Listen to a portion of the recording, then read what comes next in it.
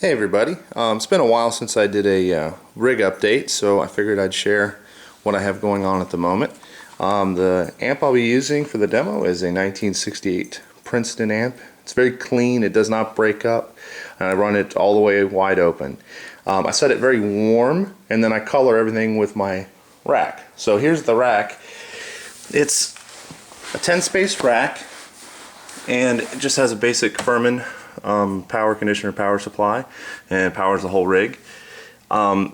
Since my amp doesn't have reverb, I use the mini verb, and it provides a nice clean transparent reverb sound. It doesn't color the tone, it doesn't wreck the tone, and it sounds a lot better than most of the pedals. It's way more powerful than most of the pedals that you see today. It's just a really great all-around reverb.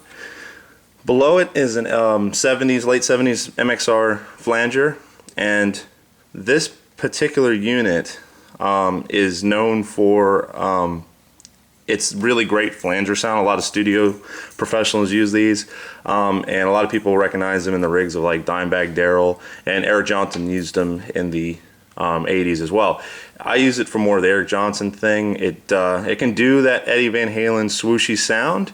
The key is that invert switch. The invert, when it's pushed out, is more of the Eddie Van Halen thing, and when it's in, it does more of the Eric Johnson kind of faux through zero flange sound. It's really nice sound. It does the high Landrons thing better than anything I've tried, and it should, because it's a unit that he used on that particular song. Below it is the MXR 1500, and it's a great standalone just digital delay. It has the hold function here, which is kind of neat. You can hook a pedal to the back, foot switch, and do the hold thing, which is kind of neat. It's just a very great sounding digital delay. I don't use it really much for the hold thing. I use it just for a nice, clean, transparent, warm, almost analog sounding delay. And in contrast to that, I don't have it at the moment, but it should be coming soon, is an El Capistan delay. I had to send it in for repairs, but I do that for the more of the tape thing, so I can have a digital delay for like my rhythm sounds, and then my clean and leads I can use like a digital Echoplex emulator. So works great in this rig. This is a TC chorus pedal. Everybody knows what the TC does. It's just a nice clean chorus, kind of scoops the mids out a little bit and brightens the sound up. Sounds great for clean sounds. A Giggity from Voodoo Lab, and this pedal is key in my rig. This pedal changes the whole character of my rig. I set it, a lot of people set it for to warm and turn their amp from like a brighter clean sound to a darker Marshall sound, and it does a good job of that. But what I actually do is I set my amp fairly warm, and then I brighten it. So I use I think the sun setting all the way to the left, and just brighten the pedal up. I turn the air all the way up, and then I cut the body all the way back, and then turn the gain down, and then just slightly above unity when I kick it in for volume. And it takes a nice warm signal like a Marshall set clean or a Fender set warm and clean, and just brightens it up, almost gives it a black phase quality. So this pedal alone allows me to use almost any amp in my rack and get all the sounds that I want. So I could not live without this pedal. It's a great pedal. This is a Jimi Hendrix fuzz face, just standard issue, nothing modded, nothing special, just a great warm fuzz that does the job. Below it, next to it, is a Tube Screamer. Again, standard, nothing modded, nothing special, just everybody knows that green pedal sound. And then next to it is a Tube Driver, which a lot of pedals now are coming out to emulate this sound. But the original has its own character.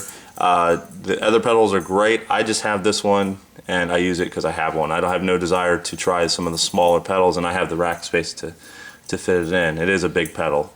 Below the pedals is a GCX unit that that switches the whole system, and then this rack space unit below I plug all my inputs and outputs out of, so I can run a signal to a PA. I can plug into just that before the GCX and run all the pedals from the back. So it's very versatile. I like this. I made this little rack space unit here myself, and it just allows me to plug in and out of the and run lines out of the rack any way I want.